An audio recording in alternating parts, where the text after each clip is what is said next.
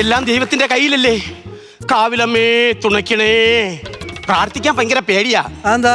ഇന്നാളൊരു ദിവസം ഞാൻ പ്രാർത്ഥിച്ചു, കാവിലമ്മേ എന്റെ ഭർത്താവിനൊന്നും ഉണ്ടാവല്ലേ.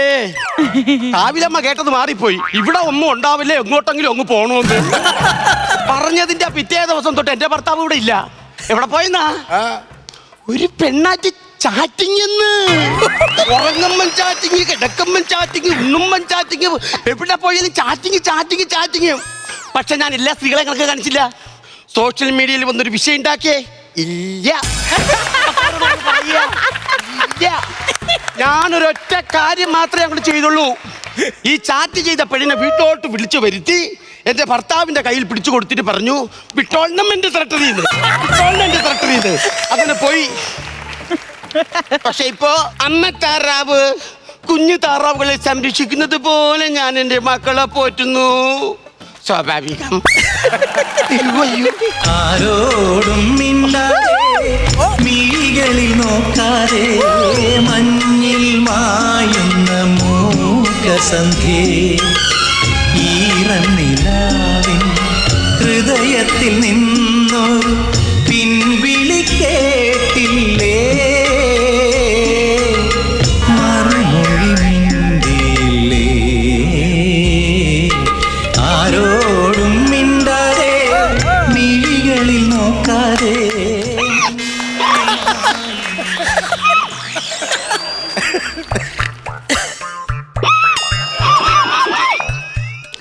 എടി ഞാൻ അല്ല ഞാൻ